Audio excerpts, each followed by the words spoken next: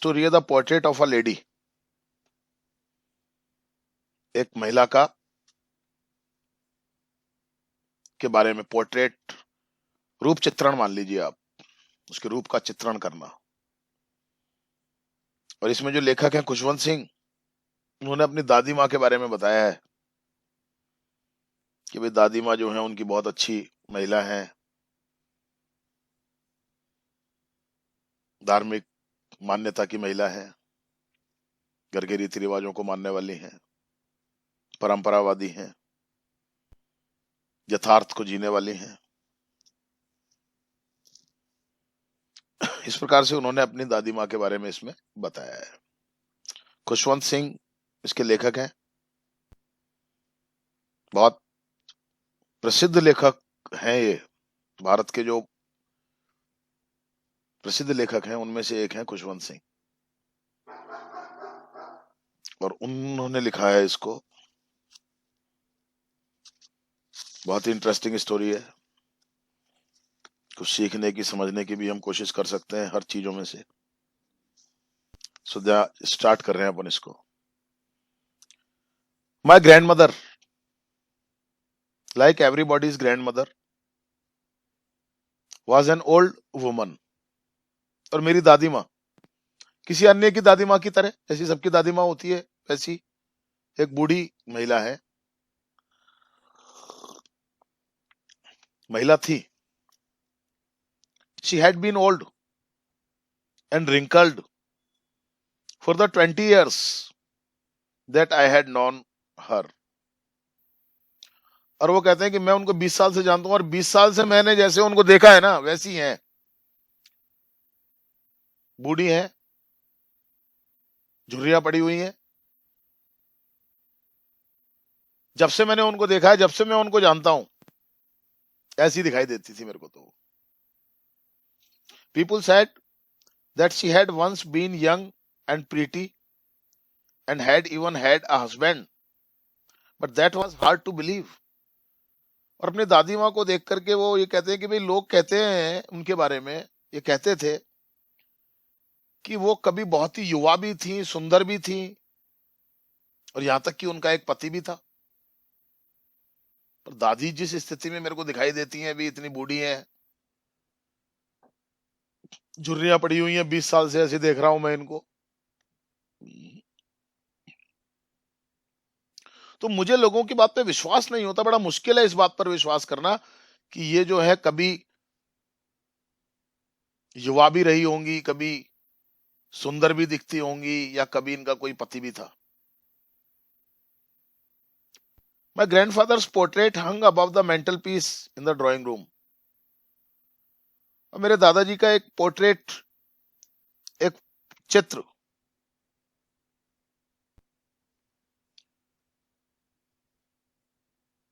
Drawing room के जो mental peace है उसके ऊपर एक टंगा हुआ है। मेंटल पीस समझते हो आप लोग?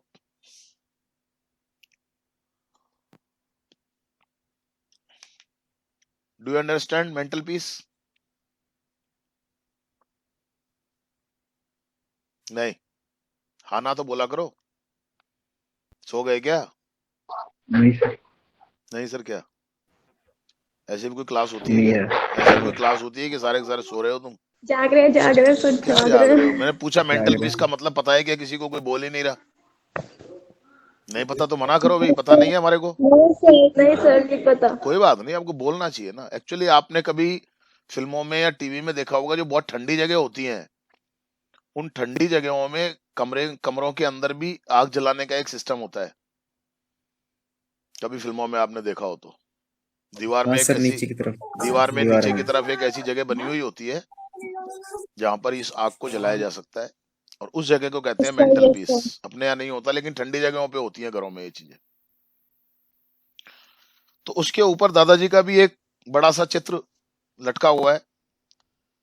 ही wore a big turban and loose fitting clothes.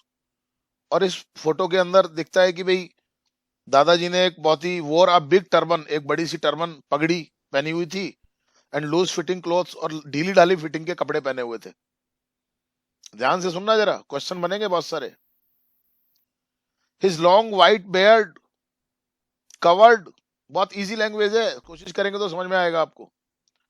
His long white beard covered the best part of his chest and he looked at least 100 years old। दादाजी के बारे में बताया जा रहा, दादाजी कैसे थे?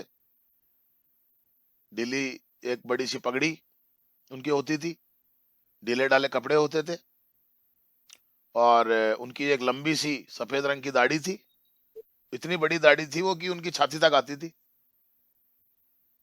और वो ऐसे दिखाई देते थे जैसे कि he looked at least 100 years old, ये कम से कम उनकी उम्र 100 साल की तो है, ऐसे वो दिखाई देते थे। He did not look the sort of person who would have wife or children। और दादाजी का फोटो देख करके ऐसा बिल्कुल नहीं लगता था कि ये ऐसे भी व्यक्ति भी होंगे जिनकी कोई पत्नी होगी, कोई बच्चे होंगे ना। उनके फोटो को देख के तो नहीं लगता है कि उनकी कोई पत्नी रही होगी, कभी कोई बच्चे रहे होंगे, और इधर दादी जी को देख के नहीं लगता है कि इनके कभी कोई पति भी रहा होगा। He looked as if he could only have lots and lots of grandchildren। और वो तो केवल ऐसे दिखाई देते थे जैसे कि इनके बेटे तो हो ही नहीं सकते, केवल पोते पड़पोते यही होंगे बस। As for my grandmother being young and pretty, the thought was almost revolting। और जहां तक बात है मेरी दादी की कि वो कभी युवा थी, है ना, कभी वो युवा Yes, sir. थी या वो कभी सुंदर भी थी, ये जो विचार है ये बड़ा एक दिमाग में हलचल पैदा कर देता है कि यार हो ही नहीं सकता यार, दादी ऐसी दिखती हैं, कभी जवान भी होंगी, कभी युवा भी होंगी, कभी सुंदर भी रही होंगी, यार बात समझ में नहीं आती। She often told us of the games she used to play as a child। She often told us, वो अक्सर हमको सुनाती थी। देखिए टेंसेस को पकड़ते चले जाइए आप, थोड़ा सा कोशिश करेंगे तो पढ़ने लग जाओगे। She often told us of the games, वो अक्सर हमें उन खेलों के बारे में बताती थी। She used to play as a child, जिनको वो अपने बचपन में खेलती थी, जब वो बच्ची थी तब वो उन गेमों को खेलती थी, उनके बारे में बताती थी दादी हमें। That seemed quite absurd and undignified on her part, and we treated it like the fables of the prophets she used to tell us। अब वो जो बताती थी ना हमको इस प्रकार की बातें, बड़ी अच्छी नहीं लगती थी हमें, भद्दी सी लगती थी कि भाई क्या कह रही है दादी, इतनी बुढ़ी हो गई हैं और इनको खेलती होंगी, कभी कभी कहाँ खेलती होंगी, इतनी बुढ़ी दिखती हैं, बच्चों की तरह खेलती होंगी क्या कभी? तो हम तो ये मान के चलते थे कि कोई पौराणिक कथाएं हैं ये जिनको वो दादी हमारे को सुनाती है। मतलब हमें ये भी विश्वास नहीं होता था कि दादी कभी बच्ची के रूप में इस प्रकार के छोटे छोटे खेल खेलती होंगी।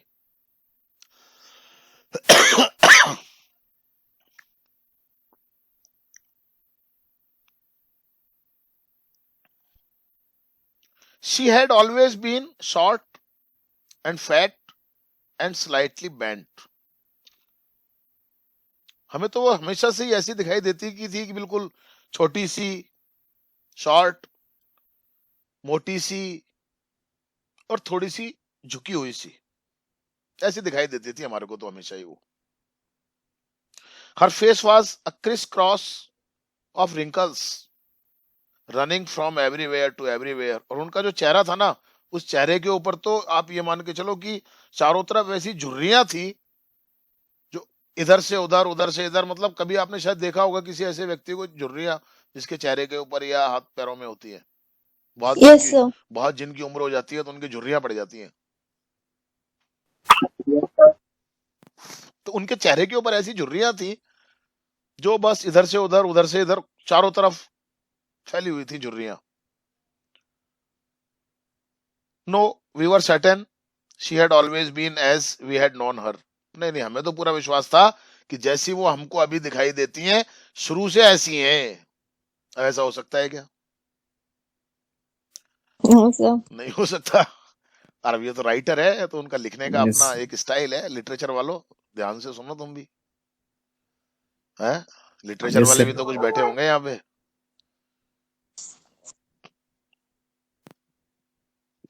यही तो लिखना होता है बस, जिससे कि बस बहुत प्रसिद्ध लेखक है तो इनके लेखन में कुछ तो बात होगी ना।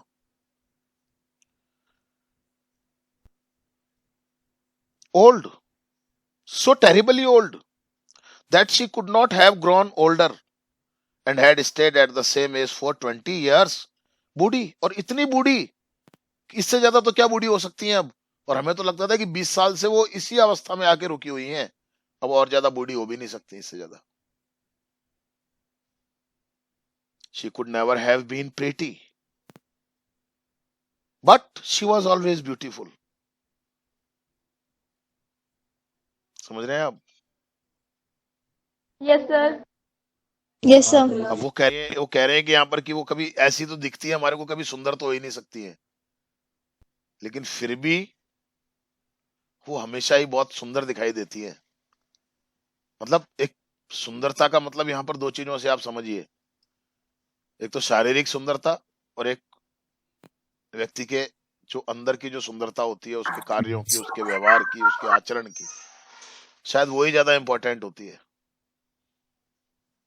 यहाँ पर दो बातें देखिए आप जो राइटर ने कही है, यहाँ पर लिटरेचर वाले पर्टिकुलरली ध्यान दें इस बात के ऊपर। She could never have been pretty, सुंदर तो कभी वो हो नहीं सकती थी, क्योंकि वो जैसी हमको दिखाई देती है हमको तो लगता है कि शुरू से ऐसी है, but she was always beautiful, लेकिन सुंदर तो वो थी हमेशा से ही।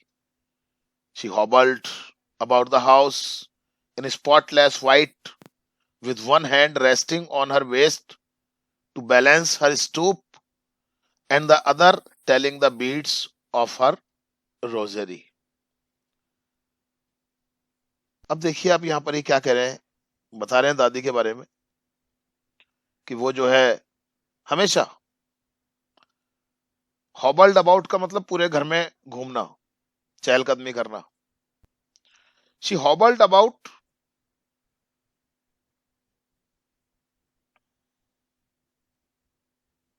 The house in spotless white. Spotless white का मतलब सफेद कपड़े, बिल्कुल स्पॉटलेस का मतलब जिनके ऊपर एक दाग भी नहीं, ऐसे कपड़ों में with one hand resting on her waist, एक हाथ को वो अपनी कमर पे लगा लेती। कभी देखा होगा आपने ऐसे कुछ लोगों को चलते हुए,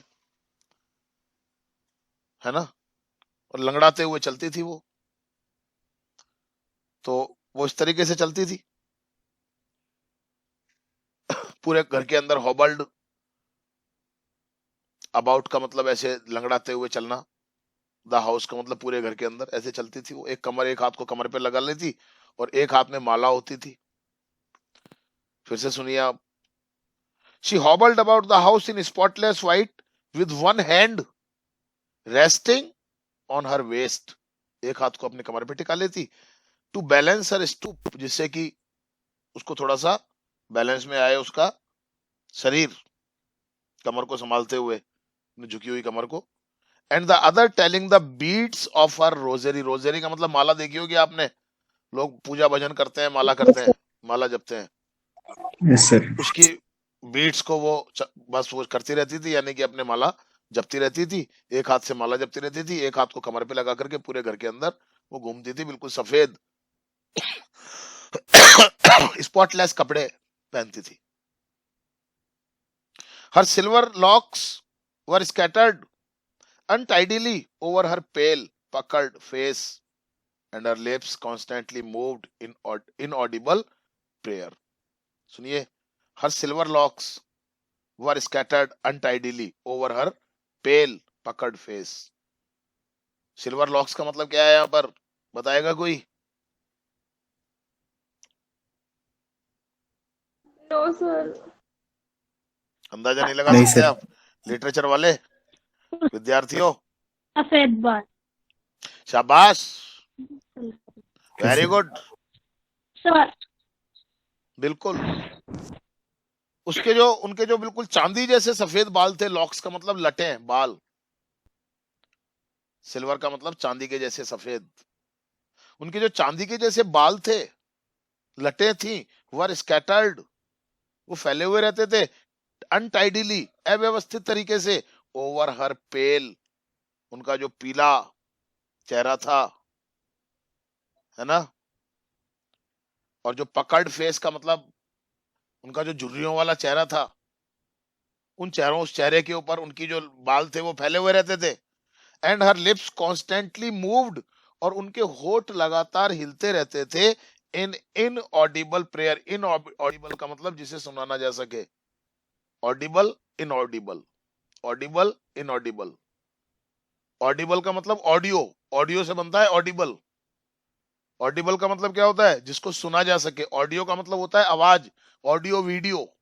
आप ध्यान कर लीजिए। अब एक होता है ऑडियो, एक होता है वीडियो। आप अपनी ऑडियो रिकॉर्डिंग कर लेते हैं, वीडियो जिसमें आप दिखाई भी देते हैं, ऑडियो में आपकी आवाज आती है। तो ऑडियो, ऑडियो से बना है ऑडिबल। ऑडिबल का मतलब सुनने योग्य, जिसको हम सुन सकते हैं। और इनऑडिबल का मतलब जिसको सुन नहीं सकते। और उनके होठ हमेशा हिलते रहते थे। एक ऐसी प्रार्थना में वो बोलती रहती थी, अपने मन ही मन में होठ हिलते रहते थे, जिसको सुना नहीं जा सकता था। Yes, she was beautiful. हाँ, वो सुंदर थी। She was like the winter landscape in the mountains. पहाड़ी क्षेत्रों में सर्दी के दिनों में जो भूदृश्य दिखाई देता है, वो बिल्कुल वैसी थी। An expanse of pure white serenity, breathing peace and contentment. और ऐसा लगता था उनको देख के, बिल्कुल जैसे कि N expanse of pure white serenity. Serenity का मतलब होता है शांति, एकदम शांति का फैलाव जैसा वो दिखाई देती थी। ऐसा लगता था जैसे कि उनको बहुत शांत रहती थी। कहने का मतलब क्या है? बहुत शांत रहती थी। And breathing peace and containment, containment का मतलब संतुष्टि, और हमेशा शांति से, संतुष्टि के भाव उनके मन में रहते थे। समझ रहे हैं? ये बात बहुत बड़ी होती है। मैंने क्या कहा है आपको? सुंदरता जो होती है वो केवल अच्छा रंग, अच्छा शरीर, वही सुंदरता नहीं होती है। सुंदरता हमारे मन की भी होती है, हमारे कार्यों की भी होती है, हमारे विचारों की भी होती है, हमारे स्वभाव की भी होती है।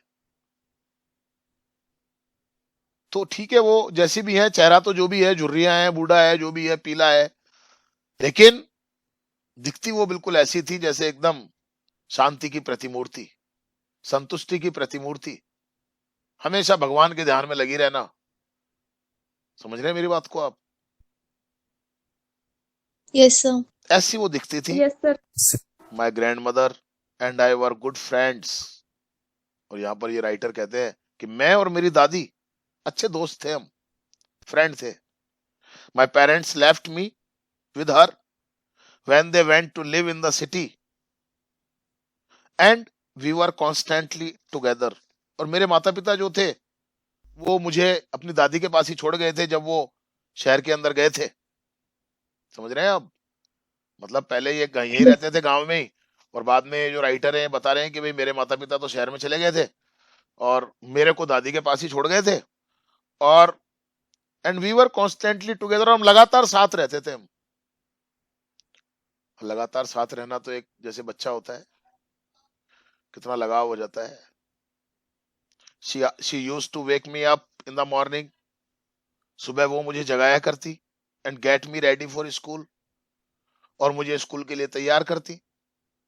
She said her morning prayer in a monotonous sing song while she bathed and dressed me in the hope that I would listen and get to know it by heart। और वो अपनी उनकी जो सुबह की प्रार्थना होती थी दादी की, अब दादी तो हमेशा ही प्रार्थना करती रहती थी, हमेशा ही भगवान के ध्यान में लगी रहती थी वो तो। समझ रहे हैं मेरी बात को आप? अब मोनेटोनियस का मतलब होता है सिंग सॉन्ग, मतलब मोनेटोनियस का मतलब होता है अरुचिकर। अरुचिकर मतलब जिस प्रकार से वो गाती थी ना, वो जो उनका भाव होता था, भाव तो भगवान का प्रार्थना का होता था, लेकिन वो गाती थी while she bathed and dressed me, जब वो मुझे नहलाया करती थी, जब मुझे वो कपड़े पहनाया करती थी, तब मैं उनके बहुत पास होता था। और in the hope that I would listen and get to know it by heart. और वो शायद ये उनको उम्मीद रहती थी कि मैं जब वो दादी जब मेरे सामने गाती थी इस प्रकार से अपनी कोई भी प्रार्थना भजन, तब उनको शायद ये उम्मीद रहती थी कि मैं भी उस प्रार्थना को सुनूंगा और उसको मैं अपने याद कर लूंगा, या मैं भी उसके साथ साथ दादी के साथ साथ। कहने का मतलब है कि दादी अपनी उस प्रार्थना को इस लेखक को भी सिखाना चाहती थी कि ये भी ऐसे बोले। I listened because I loved her voice. और मैं सुनता था क्योंकि मुझे उनकी आवाज बड़ी अच्छी लगती थी, but never bother to learn it. लेकिन मैंने कभी सीखने की टेंशन नहीं ली कि मैं सीखने की कोशिश करूं दादी क्या बोल रही है। Then she would fetch my wooden slate, which she had already washed and plastered with yellow chalk, a tiny earthen ink pot, and a red pen, tie them all in a bundle, and hand it to me. इसको देख रही हूँ मैं।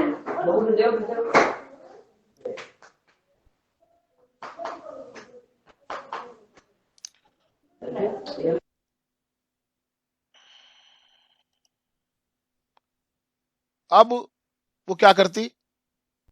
Then she would fetch my wooden slate. Wooden slate का मतलब लकड़ी की एक तख्ती आती थी पहले, अब तो खैर वो चलती नहीं है, बड़ी सी लंबी सी होती, शायद आप लोगों ने तो कहीं देखी नहीं होगी। देखिए सर। देखी है, वो चलती थी। Yes sir. Which काम भी किया है उसमें। अच्छा, वेरी गुड। नहीं, स्लेट की बात नहीं कर रहा हूं मैं, वो काली वाली स्लेट की बात मैं नहीं कर रहा हूँ। तख्ती सर। सर तख्ती आती थी सर। एक लकड़ी की बनी हुई, यस और सर। उसके ऊपर उसको उसको पीली मिट्टी से या सफेद मिट्टी से उसके ऊपर लेप किया जाता था, फिर उसके ऊपर स्याही से कलम से लिखते थे। सर वो तो नहीं देखी।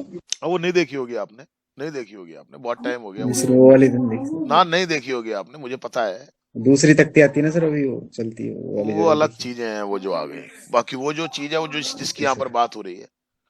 तो फिर वो दादी जो ओके है सर। मेरी, वो स्लेट देती मुझे, मेरे लिए लेकर के आती, which she had already washed and plastered with yellow chalk, जिसको कि वो पीले रंग के चौक से पहले ही पोत चुकी होती थी। मतलब धो करके उसको पोत, उसके ऊपर लिखते थे, फिर उसको धोते थे पानी से, फिर उसके ऊपर चौक या खड़िया से उसको लगाते थे उसके ऊपर, तो फिर दोबारा वो लिखने के लिए तैयार हो जाती थी। A tiny earthen ink pot, एक छोटी सी स्याही की दवात, एंड अ रेड पेन, और एक लाल पेन। आपने तो देखी नहीं होंगी खैर ये चीजें। Tie them all in a bundle, उन सबको एक साथ बांधती, and hand it to me, और मुझे मेरे हाथ में पकड़ा देती। After a breakfast of thick stale chapati with a little butter and sugar spread on it, we went to school। और उसके बाद फिर मेरा ब्रेकफास्ट होता। ब्रेकफास्ट में क्या होता था? थिक स्टेल चपाती, एक मोटी सी रात की बासी रोटी, विद अ लिटिल बटर, उसके ऊपर थोड़ा सा घी बटर, एंड शुगर, उसके ऊपर थोड़ी सी चीनी, उसके ऊपर उसको फैला दिया जाता था, उसके ऊपर घी और चीनी। कभी खाया आप लोगों ने? नहीं सर। नहीं खाया होगा आप लोगों ने। रोटी लें, यस। रोटी के ऊपर जो घी है पटक के थोड़ा सीनी सा घी पटक। लगा दें उसके ऊपर, और थोड़ा सा घी लगाने के बाद थोड़ा सा बूरा या थोड़ी सी शक्कर वो चारों तरफ उसके चीनी। डाल दें, और उसको रोल करके दे दें आप, और वो आप खा के देखिए, बड़ी अच्छी लगती है। ये हमारा नाश्ता होता था सुबह। And we went to school, और ये इसके बाद हम स्कूल जाते थे। She carried several stale chapatis with her, और मेरी दादी अपने साथ कई बासी रोटियां भी लेकर के जाती थी, फॉर द विलेज डॉग्स, गांव के कुत्तों के लिए। आज भी अपने घर में से जब लोग जाते हैं सुबह घूमने या कहीं पर भी, तो कुत्ते के लिए भी रोटी हमारे घर के अंदर बनाई जाती है। सुबह गाय की रोटी बनाई जाती है और शाम को कुत्ते के लिए रोटी बनाई जाती है। हमारी संस्कृति जो है ना, आप समझिए जरा वो क्या है। सबके लिए है हमारे पास, इस प्रकृति में जितनी भी चीजें हैं वो सबके लिए है हमारे पास में। आप देखिए, आप और क्या कहें इससे ज्यादा। सुबह जब हमारा खाना बनता है तो सबसे पहली रोटी गाय की बनती है। बोलिए आप। और सर सबसे लास्ट वाली तो डॉगी के लिए। और सबसे लास्ट वाली रोटी कुत्ते के लिए बनती है। देखिए आप, है ये हमारी सनातन संस्कृति है, सबके लिए है। चिड़ियों के लिए हम चुग्गा डालते हैं, पानी रखते हैं, कबूतरों को सर दाना डालते चींटियों हैं, के लिए भी डालते हैं? चींटियों के लिए भी हम डालते हैं। बताइए आप, ये देखिए संस्कृति, आप प्रकृति के हर चीज के लिए, पूरी प्रकृति के लिए हमने, हमारे पास सब कुछ है, हम देते हैं उसको, और गरीब से गरीब भी देता है। हर घर के अंदर गाय की रोटी, कुत्ते की रोटी बनती होगी साहब। समझिए आप इस बात को। इन पाठों के माध्यम से हम अपनी संस्कृति से भी थोड़ा सा जुड़ना सीखें। हमारी संस्कृति ऐसी नहीं है, संस्कार की महान संस्कृति है हमारी, जिसे हमें ध्यान रखना चाहिए। अब आप बताइए इससे बड़ी क्या चीज हो सकती है। आज पूरा संसार किस तरीके से लूट खसोट में लगा हुआ है, एक दूसरे को मारने में लगा हुआ है अपने स्वार्थ के लिए, फिर भी हमारे ये मूल्य, हमारे ये जीवन मूल्य, हमारी सांस्कृतिक मूल्य फिर भी आज जिंदा है। इसका जो प्रमाण है प्रत्यक्ष में, वो आप देख सकते हो कि आपके घरों में ऐसा होता है या नहीं होता है। बताइए आप मुझे। गाय के लिए रोटी, कुत्ते के लिए रोटी, और सारी चीजें हम लोग करते हैं नहीं करते हैं? करते हैं हम लोग। खैर, my grandmother always went to school with me because the school was attached to the temple. और मेरी दादी माँ हमेशा मेरे साथ स्कूल जाती थी, क्योंकि जो स्कूल था ना, वो मंदिर से ही जुड़ा हुआ था। पहले के जमाने में जो पढ़ाइयाँ होती थी, वो पाठशालाएं होती थी, मंदिरों में भी चलती थी, सब मंदिरों में चलती थी। अब तो बहुत कुछ चेंज हो गया। The priest taught us the alphabet and morning prayer. और वहां पर जो हमारे पंडित जी जो होते थे, प्रीस्ट, मंदिर के जो पुजारी होते थे, वो हमें अल्फाबेट सिखाते थे। अल्फाबेट समझते हो आप? वर्णमाला। ABCDs। ए यस बे सर। Yes, sir. से दे ए आ ई अच्छा ऊ वो Yes. ऊ कै का की कू कू। समझ गए आप? कै खे गए गए, ये वर्णमाला, ये हमें सिखाते थे। एंड मॉर्निंग प्रेयर्स, और प्रातः काल की जो प्रार्थना होती है, वो हमें सिखाते थे, वो हमें पढ़ाते थे। While the children sat in rows on either side of the veranda, singing the alphabet or the prayer in a chorus, my grandmother sat inside reading the scriptures. और जब हम बच्चे दोनों तरफ पंक्तियों में बैठ जाते थे, बरामदे के अंदर दोनों तरफ पंक्तियों में हम बच्चे बैठ जाते थे, और हम तो बाहर बैठ करके अपनी वर्णमाला सीखते थे, प्रार्थना सीखते थे। और हमारी जो दादी थी, वो अंदर जाकर के वो क्या करती थी, अंदर मंदिर में जाकर के जो स्क्रिप्चर्स का मतलब, जो हमारे शास्त्र हैं, जो हमारे जैसे अच्छी धार्मिक किताबें हैं, उनको वो पढ़ती थी अंदर जाकर के। When we had both finished, और जब हम दोनों का काम समाप्त हो जाता था, यानी कि उनकी पूजा पाठ और हमारी पढ़ाई, so we would walk back together, तो हम दोनों साथ साथ वापस आ जाते थे। This time the village dogs would meet us at the temple door, और अब जब हम वापस आते थे तो हमें मंदिर के दरवाजे पर ही गांव के कुत्ते मिल जाते थे। They followed us to our home, growling and fighting with each other for the chapatis we threw to them. और जो चपातियां हम उनके लिए मतलब डालते थे खाने के लिए, उनके ऊपर आपस में लड़ते हुए, गुर्राते हुए वो हमारे पीछे पीछे हमारे घर तक आ जाते थे। मतलब ये उन्होंने वर्णन किया है कि किस प्रकार से उनकी दिनचर्या थी।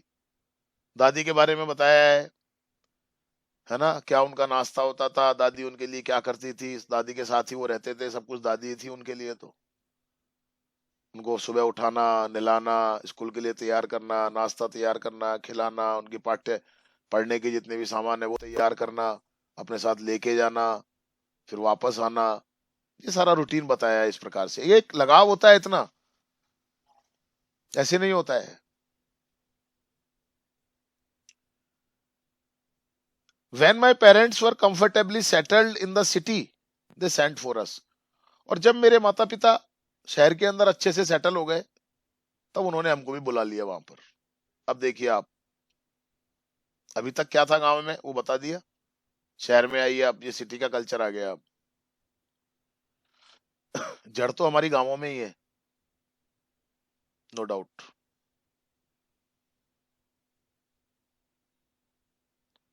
और हमें या किसी भी देश के लोगों को या कहीं के भी लोगों को अपने सभ्यता, अपनी संस्कृति को ना तो भूलना चाहिए और ना उसको त्यागना चाहिए। जब देश के लोगों को उनकी अपनी खुद की संस्कृति याद नहीं रहती है, ये तो संस्कृति है जो हमने अभी आपको बताई। संस्कृति कोई डांस प्रोग्राम थोड़ी है, यही कल्चर है, यही संस्कृति है, हमारे जीने का तरीका, हम कैसे जीते हैं, कैसे जीते थे हमारे पुरखे। जब लोग उसको भूलने लग जाते हैं तो फिर बहुत मुश्किल होता है उस राष्ट्र के लिए और उस देश के लिए, अच्छी बात नहीं है। तो जब मेरे माता पिता वहां पर अच्छे से सेटल हो गए तो उन्होंने हमें बुला लिया। That was a turning point in our friendship. और ये हमारे जीवन का एक टर्निंग पॉइंट रहा, एक निर्णायक बिंदु साबित हुआ हमारी मित्रता में। अब पहले जो मित्रता थी हमारी, 24 घंटे साथ रहना, सब कुछ होना, अब यहाँ चेंज होगा सब कुछ। देखिए, मानवीय संबंध, मानवीय संवेदनाएं। Although we shared the same room, हालांकि हमारा कमरा एक ही था, मैं और दादी एक ही कमरे में थे। My grandmother no longer came to school with me, लेकिन अब क्या चेंज हो गया, एक तो कि अब मेरी दादी मेरे साथ स्कूल नहीं जाती थी। क्लियर है ना? Yes, sir. ध्यान से सुनेंगे तो question Yes, answer sir. Easy होंगे आपके लिए। I use to go to an English school in a motor bus, क्योंकि अब मैं कैसे जाता था, एक इंग्लिश स्कूल के अंदर जाता था और अपनी स्कूल की बस में जाता था। बस से तो दादी का वो खत्म हो गया, एक तो मामला हो गया ना, साथ जाना साथ आना, वो खत्म हो गया।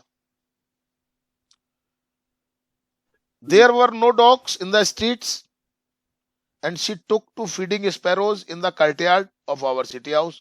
दूसरी बात क्या हुई कि हमारी जो गली थी जहां हम रहते थे वहां कुत्ते नहीं थे, इसलिए दादी अब किसको खाना खिलाए, तो दादी क्या करती थी, she took to feeding sparrows in the courtyard of our city house. हमारे जो शहर का जो घर था, उसके जो आंगन था, जो चौक था, उसमें चिड़ियों को वो क्या करती थी, खाना खिलाती थी।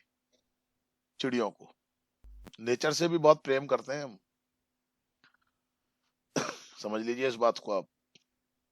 और ये संसार की अकेली संस्कृति है ऐसी जो हजारों सालों से नेचर को पूजती आ रही है, क्योंकि हमारे हमारे को पता था, हमारे पूर्वजों को पता था कि नेचर ही बहुत इंपॉर्टेंट चीज है, अगर इसको हम खत्म करेंगे तो हम भी खत्म हो जाएंगे। इसीलिए हम नदी नाले पहाड़ पेड़ पौधे, इन सब चीजों की हम पूजा करते हैं साहब, क्योंकि इनके बिना जीवन संभव नहीं है, जीवन का अस्तित्व ही नहीं रहेगा। हम इनको देवी देवताओं की तरह इसीलिए मानते आए हैं। समझिए आप इस बात को, हमें पता है वो चिड़िया कितनी इंपॉर्टेंट है हमारे एनवायरनमेंट के लिए, हमारा जो इकोलॉजिकल सिस्टम है इस धरती का, उसके लिए चिड़िया कितनी इंपॉर्टेंट है, कुत्ते कितने इंपॉर्टेंट हैं, नेचर कितना इंपॉर्टेंट है उसके लिए। जैसे जैसे हम इस सिस्टम को खत्म करते जाएंगे तो हम भी खत्म होते जाएंगे। ये बात हमारे पुरखे, हमारे पूर्वज, हमारे एंसेस्टर्स बहुत पहले से जानते थे इन चीजों को। समझिए आप, ये बहुत छोटी बात नहीं है अपने आप में।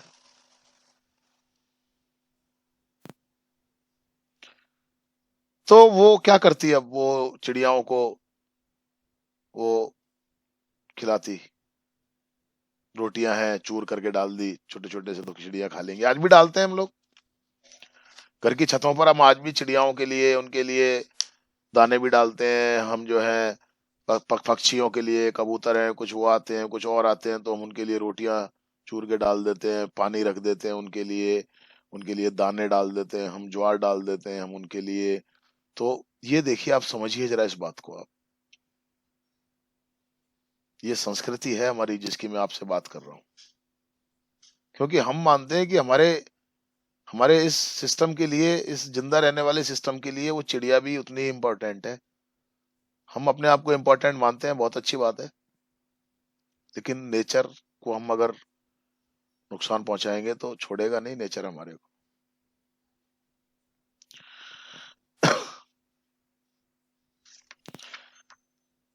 As the years rolled by, जैसे जैसे साल बीतते चले गए, she saw less of, we saw less of each other, और जैसे जैसे समय बीतता चला गया अब तो हमें मिलते भी बहुत कम हम। समझ रहे हैं आप मेरी बात को, लिमिटेड हो गई हमारी सारी चीजें। For some time she continue to wake me up and get me ready for school. Starting में कुछ समय तक तो वो मुझे जगाती थी, मुझे स्कूल के लिए तैयार करती थी। When I came back she would ask me what the teacher had taught me. और जब मैं वापस आता था तो वो मुझसे पूछती थी, बताओ तुमको टीचर ने क्या पढ़ाया आज। I would tell her English words and little things of western science and learning. देखिए आप, तो मैं बताता कि हमारे को कुछ इंग्लिश के शब्द सिखाए, हमारे को कुछ पश्चिमी विज्ञान की बातें बताई। अब बताइए आप, अपने तो बातें बताई नहीं जाती हैं आजकल, बाहर की बातों पे हम ज्यादा ध्यान देते हैं। मैं वही तो कह रहा हूं आपसे, हमारा खुद का ज्ञान इतना समृद्ध है, हमारे पास में सब कुछ इतना है बताने के लिए और पढ़ाने के लिए, लेकिन हम पढ़ाएंगे क्या, बाहर की चीजें।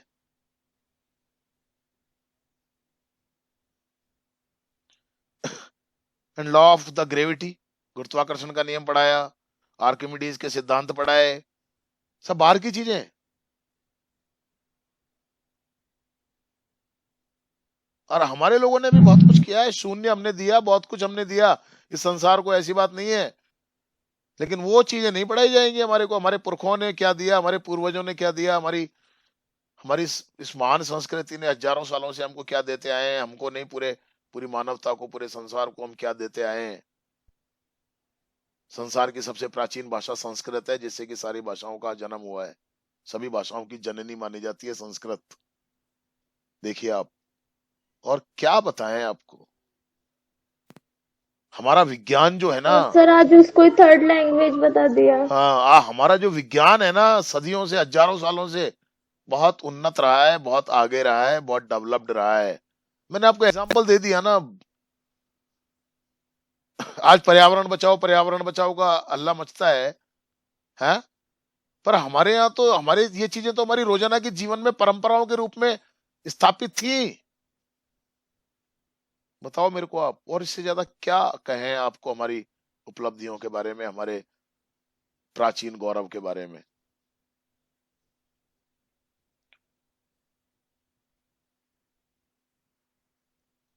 द वर्ल्ड बीइंग राउंड, संसार गोल है। अरे तो ये तो हमको तो बहुत पहले से मालूम था, है 3000 साल पहले चरक ने और सुश्रुत ने जो लिखा था, आज पूरा मेडिकल साइंस टिका हुआ है उसके ऊपर। लेकिन हमारी बात नहीं होती है, सब कुछ तोड़ मरोड़ करके और बहुत मामला खराब किया हुआ है। This made her unhappy. और इन बातों से दादी बड़ी दुखी हो जाती थी कि बाहर की बातें बताई जा रही है, बच्चे को अपनी धर्म, अपनी संस्कृति की बातें बताई जानी चाहिए, अपने तौर तरीके बताए जाने चाहिए, हमारे पुरखों ने भी क्या दिया है हमको वो भी बताया जाना चाहिए। She could not help me with my lessons, क्योंकि अब वो मुझे पढ़ा भी नहीं सकती थी, मेरे पाठों में मेरी मदद नहीं कर सकती थी। She did not believe in the things they taught at the English school and was distressed that there was no teaching about God and the scriptures. और दादी जो थी उसको इस बात पर विश्वास नहीं होता था कि she did not believe in the things they taught at the English school. अंग्रेजी स्कूलों में जो चीजें पढ़ाई जाती थी, दादी को उन चीजों पे विश्वास नहीं था, उनको लगता था कि ये कुछ नहीं है। And was distressed, और वो बड़ी दुखी रहती थी इस बात से that there was no teaching about God and the scriptures, कि उनके स्कूलों में ना भगवान के बारे में कुछ बताया जाता है, ना धर्म शास्त्रों के बारे में कुछ बताया जाता है, ना कोई और चीजें बताई जाती है। One day I announced that we were being given music lessons, और एक दिन मैंने आकर के बताया कि अब तो हमें संगीत की क्लासेस भी दी जा रही हैं, संगीत भी सिखाया जा रहा है। She was very disturbed, दादी बड़ी परेशान हो गई कि बताओ। To her music had lewd association, क्योंकि दादी के लिए एक संगीत जो था वो एक अच्छा नहीं मानती थी दादी। It was the monopoly of harlots and beggars and not meant for gentle folk. दादी मानती थी कि ये जो गाने बजाने का काम है ये केवल भिखारियों के लिए है, जो गाने बजाने वाले लोग होते हैं उनके लिए है ये सब चीजें। समझ रहे हो आप? मतलब ऐसे मानती थी वो, अच्छे लोगों के लिए नहीं है। She said nothing but her silence meant disapproval. दादी कुछ कहती तो नहीं थी, लेकिन उनकी चुप्पी ही एक प्रकार से ऐसी विकृति होती थी कि दादी को ये सब कुछ अच्छा नहीं लग रहा था। जिस प्रकार की मुझे शिक्षा मिल रही थी, जो मैं जा रहा था स्कूलों में, पढ़ रहा था, सीख रहा था, दादी को ये सब कुछ अच्छा नहीं लग रहा था।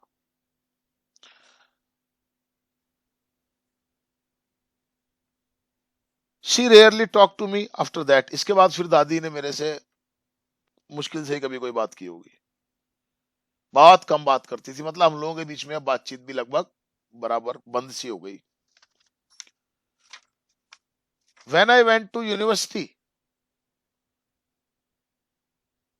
इसको अपन यहीं बंद करें। Okay, thank you very much.